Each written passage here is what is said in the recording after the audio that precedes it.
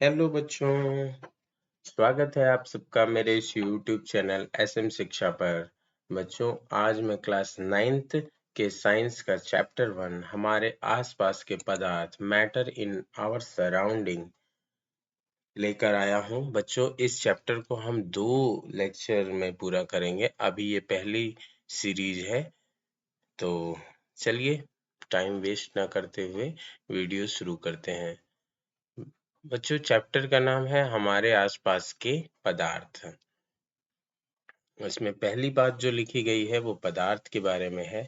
पदार्थ कोई भी वस्तु जिसमें द्रव्यमान होता है और स्थान घेरती है पदार्थ कहलाती है। बच्चों, इस समय जहां आप बैठ के मान लीजिए मेरा लेक्चर देख रहे होंगे तो आपके हाथ में मोबाइल या लैपटॉप होगा, तो वो पदार्थ है। जैसे जहां आप बैठे होंगे मेज कुर्सी, आपके आसपास पेड़ पौधे, चीनी रेत हवा, ये सभी क्या हैं? पदार्थ। इस ब्रह्मांड में वे सभी वस्तुएं जिनके पास द्रव्यमान है, जो स्थान घेरती हैं, वो पदार्थ कहलाती हैं। प्राचीन भारतीय व यूनानी दार्शनिकों के अनुसार पदार्थ 5 मूल तत्वों से बनता है। उन्होंने इन मूल तत्वों को पंच तत्व कहा है। ये पंच तत्व हैं वायु, पृथ्वी, अग्नि, जल और आकाश। आधुनिक वैज्ञानिकों के अनुसार पदार्थ को 2 आधारों पर वर्गीकृत किया जा सकता है। पहला भौतिक अवस्था के आधार पर और दूसरा है रासायनिक संगठन के आधार पर। बच्चों, जो भौतिक अवस्था है उसमें कणों की व्यवस्था के आधार पर पदार्थ ठोस, द्रव या गैस के रूप में वर्गीकृत किया जा सकता है। यहाँ पे आप देखिए ठोस, द्रव और गैस, ये पदार्थ की मूल 3 अवस्थाएं हैं। इसके अलावा भी 2 अवस्थाएं हैं जिसे हम नीचे देखेंगे। रासायनिक संगठन के आधार पर पदार्थ को 2 कैटेगरीज में डिवाइड किया गया है, शुद्ध द्रव्य और मिश्रण। जो शुद्ध द्रव्य है उसे पुनः तत्व और यौगिक में विभाजित किया गया है और जो मिश्रण है उसे समांगी मिश्रण और विषमांगी मिश्रण के रूप में विभाजित किया गया है। तो बच्चों, यहाँ एक बार फिर से देखते हैं पदार्थ क्या है। वे प्रत्येक वस्तु जिसमें द्रव्यमान है वह स्थान घेरता है, जिसे हम देख सकते हैं, छू सकते हैं, चख सकते हैं, सूंघ सकते हैं, वह सभी क्या है? पदार्थ हैं। हमारे चारों ओर विद्यमान पदार्थ कुछ मौलिक कणों से मिलकर बने होते हैं। इन्हीं कणों की स्थिति और गुण पदार्थ के गुण को निर्धारित करते हैं। बच्चों, ये तो रहा पदार्थ क्या है। पदार्थ क्या नहीं है?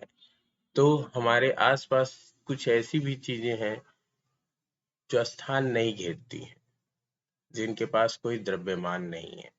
जैसे प्रकाश है, एक भाव है, प्रेम, ईर्ष्या, ये सभी क्या है? ये पदार्थ नहीं है, क्योंकि ये स्थान नहीं घेरते हैं और इनका कोई द्रव्यमान भी नहीं है। तो पदार्थ कणों से मिलकर बने होते हैं और इन कणों के कुछ गुण हैं। तो चलिए आइए देखते हैं पहला गुण क्या है। पदार्थ के कणों के बीच रिक्त स्थान होता है। जैसे इसको एक प्रयोग द्वारा हम समझ सकते हैं कि जैसे किसी बोतल में आप चीनी या किसी बीकर में आप पानी लीजिए और उसके लेवल को नोट कर लीजिए और उसमें 2 या 4 चम्मच चीनी डालिए और उसे घोलिए। आप देखेंगे कि जब चीनी पूरी तरह घुल जाती है, फिर भी पानी के लेवल में कोई परिवर्तन नहीं आता है। तो आखिर चीनी के कण गए कहाँ? तो बच्चों, जो पानी के कणों के बीच में जो रिक्त स्थान है, उसी में चीनी के कण जाकर व्यवस्थित हो जाते हैं।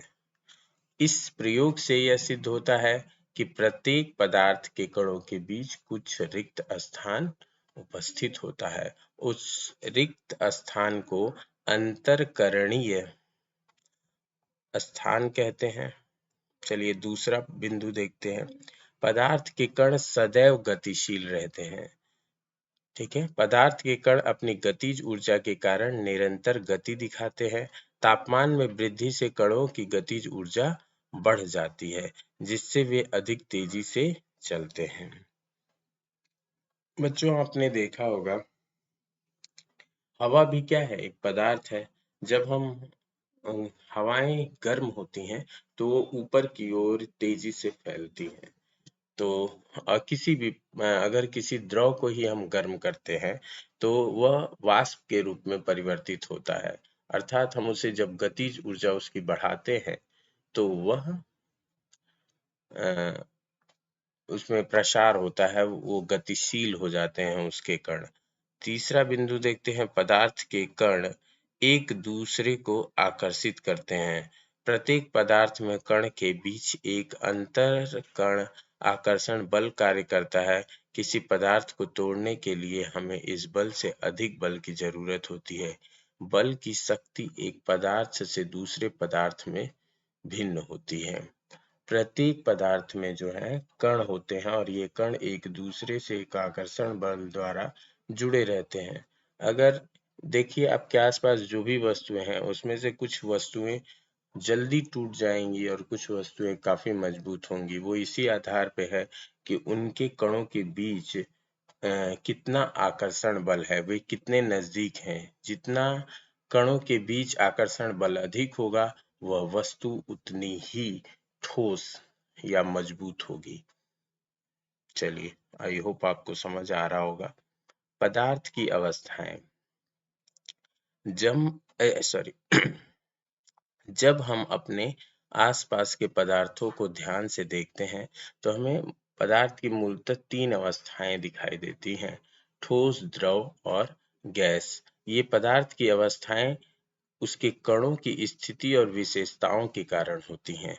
जो चौथी अवस्था है उसे प्लाज्मा कहते हैं और जो पांचवी अवस्था है जिसे बोस-आइंस्टीन कंडेंसेट कहते हैं।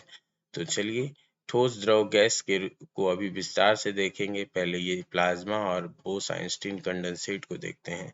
प्लाज्मा, इस अवस्था में कण अत्यधिक ऊर्जा वाले और अत्यधिक उत्तेजित होते हैं।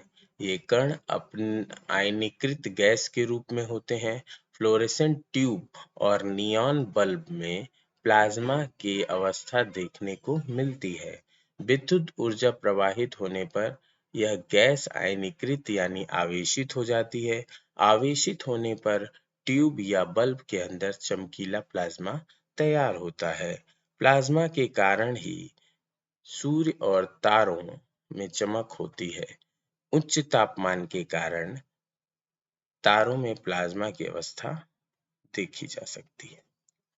पांचवा जो है वो बोस-आइंस्टीन कंडेंसेट है, जिसके बारे में सत्येंद्र नाथ बोस ने ये एक भारतीय वैज्ञानिक है सत्येंद्र नाथ बोस। सत्येंद्र नाथ बोस ने पदार्थ की पांचवी अवस्था के लिए कुछ गणनाएं की थीं। उन गणनाओं के आधार पर आइंस्टीन ने पदार्थ की एक नई व्यवस्था की भविष्यवाणी की, जिसे बोस-आइंस्टीन कंडेंसेट कहा गया। 2001 में इस अवस्था को एरिक ए कार्नेल, वुल्फगैंग कैटरले और कार्ल ई वेमैन को इस अवस्था को प्राप्त करने के लिए भौतिकी में नोबेल पुरस्कार से सम्मानित किया गया। तो बच्चों, ये चौथी और पांचवी अवस्थाएं थीं। पुनः हम ठोस को विस्तार से देखते हैं। ठोस पदार्थ की इस अवस्था में अणु के मध्य आकर्षण बल प्रबल होता है तथा अणुओं के बीच की दूरी बहुत कम रहती है, अतः अणु गति करने के लिए स्वतंत्र नहीं होते हैं। ठीक है, यानी इसके अणु बहुत पास पास होते हैं और इनके अंदर जो इंटरमॉलिक्यूलर फोर्स है वो भी बहुत ज्यादा होता है। इसीलिए इनकी प्रकृति हार्ड होती है, कठोर होती है। तो चलिए और बातें देखते हैं। ठोस का आकार निश्चित होता है व आयतन भी निश्चित होता है। ठोस में अणु नियमित और बारीकी से व्यवस्थित होते हैं। नेक्स्ट पॉइंट है, ठोस में अंतराण्विक आकर्षण बल अधिकतम होता है। जो अंतर आणविक बल है वो अधिकतम है। एक कण दूसरे कण या एक मॉलिक्यूल दूसरे मॉलिक्यूल से बहुत अधिक बल से आकर्षित रहता है। ठोस में अणुओं के मध्य रिक्त स्थान बहुत कम है। ठोस के कण जो होते हैं वो बहुत पास पास होते हैं, अतः उनके बीच में कोई रिक्त स्थान भी उपस्थित नहीं होता है। ठोस का घनत्व अधिकतम होता है, प्रसार नगण्य होता है, ठीक है, और गतिज ऊर्जा सबसे कम होती है। नेक्स्ट पॉइंट हम देखते हैं, द्रव की क्या स्थिति है। पदार्थ की वह अवस्था जिसमें अणु के मध्य की दूरी ठोस से अधिक हो, ठीक है, जिसके फलस्वरूप ससंजक बल कुछ कम हो जाता है।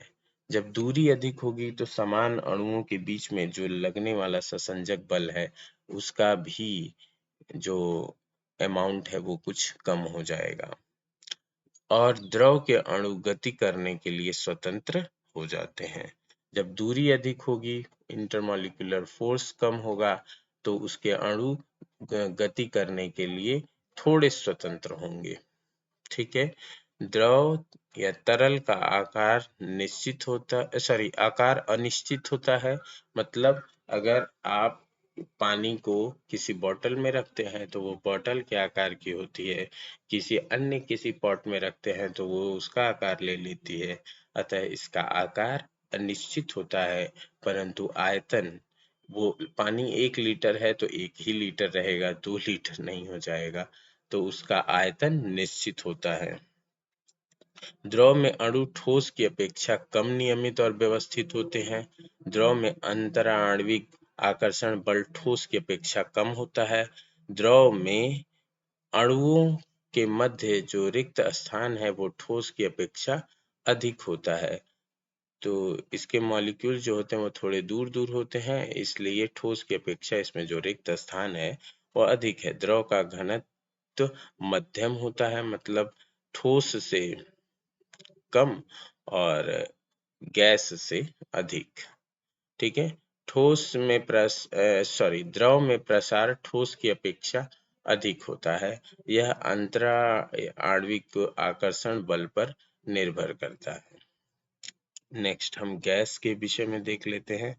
गैस की वह अवस्था जिसमें अणु पदार्थ की वह अवस्था, गैस क्या है? पदार्थ की वह अवस्था है जिसमें अणु बहुत तेजी से गतिमान रहते हैं, इनकी गतिज ऊर्जा बहुत अधिक होती है।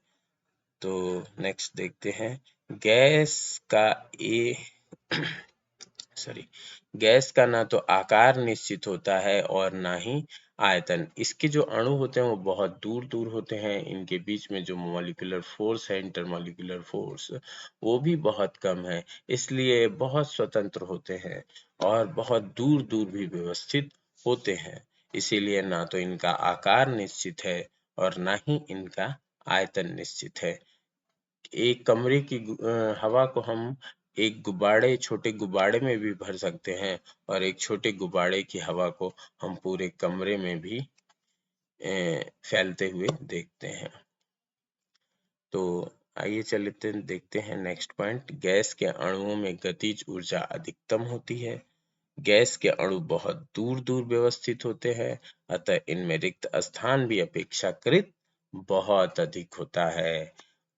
अंतराण्विक आकर्षण बल न्यूनतम होता है। इन मॉलिक्यूल्स के बीच में जो फोर्स ऑफ अट्रैक्शन है वो बहुत कम है, और जिससे इनका घनत्व भी न्यूनतम होता है और प्रसार की दर भी अधिकतम होती है। तो बच्चों, आज के लिए इतना ही, और मैं विश्वास करता हूँ कि आपको ये पूरा नोट्स अच्छे से समझ में आया होगा, और आप इस नोट्स को चाहते हैं तो अपने कॉपी में नोट भी कर सकते हैं वीडियो को पॉज करके। और अगर मेरा ये प्रयास अच्छा लग रहा है तो please subscribe, like and share this channel. Thank you.